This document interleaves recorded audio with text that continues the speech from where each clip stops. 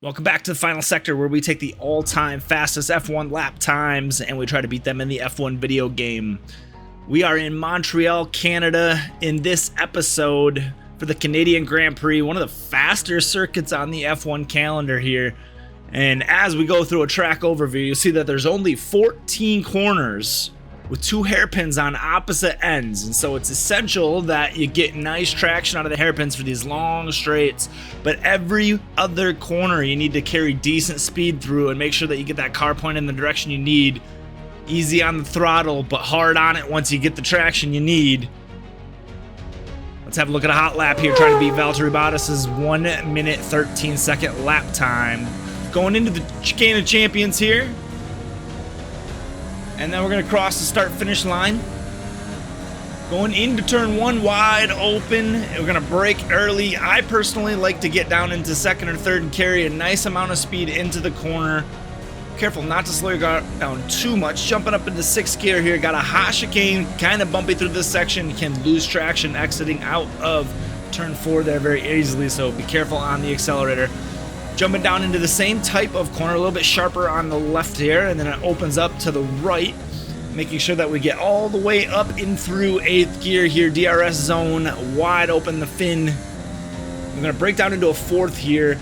Try to get your tires on the curb on the right as much as you can. It will really truly open up that corner on the left. Going down into the world famous Canadian hairpin here. And then we got this long back stretch after here. And it's really tough to pick a braking point on this long straight. I like to use this black square on the left. There's a board right under a 100-meter board. I like to go about 25 meters past that. Carry a nice amount of speed and making sure that you're not going to invalidate a lap time on the chicane.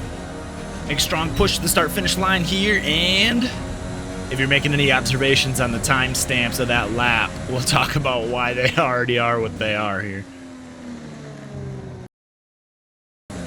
So I kind of pieced together this episode a little bit differently than before, and we'll talk about why a little bit later because I don't want to spoil anything for you.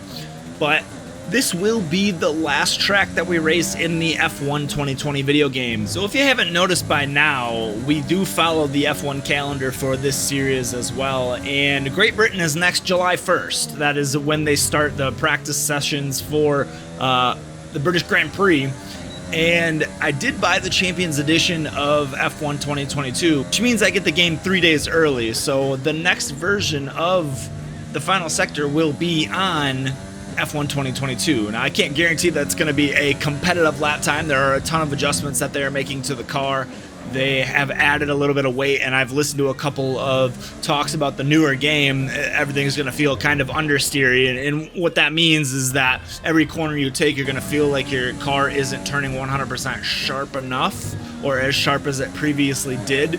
So you're really going to have to practice on getting your car stopped and then accelerate out nice and smooth. But F1 Manager 2022 coming out on August 30th. I am so excited for that. I do have both games on pre-order, both games looking really fun. They give you a different experience for each one. One you're the driver in, obviously, and then the other one you get to kind of manage the team, manage the car, manage the business aspect of F1. A lot of fun, a lot of exciting times coming up for the video games. So I'm excited for those releases here, but yeah, the next version of the final sector will be a little bit unique. Back to why this episode was pieced together a little bit differently. Right here we do go on a insane hot lap in a practice session. You'll notice that there's no cameras set up or anything. I was just practicing the track and I just had an absolute lap. And so I'll let you go on board here, but that's why things were pieced together a little bit differently this episode. I guess I could have faked in the driving with the pedals and whatnot, but I figure somebody with a keen eye would call me out on it. So I'll turn the volume up for you so you can enjoy the gears going through them as always. Enjoy a good lap.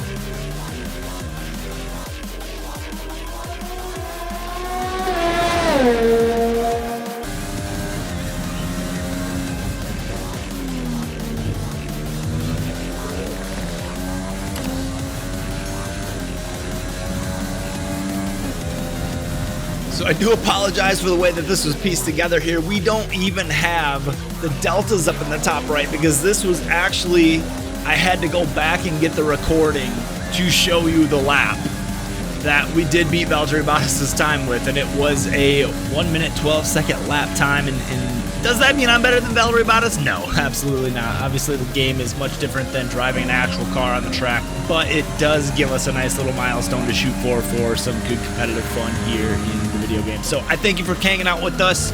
There's a peek at the leaderboards there with no assists. F1 2022, we are going to be doing a lot of content on it. If you've made it this far, smash the sub button. Come check out some of the other videos that we're going to be doing, and we will see you in the next one.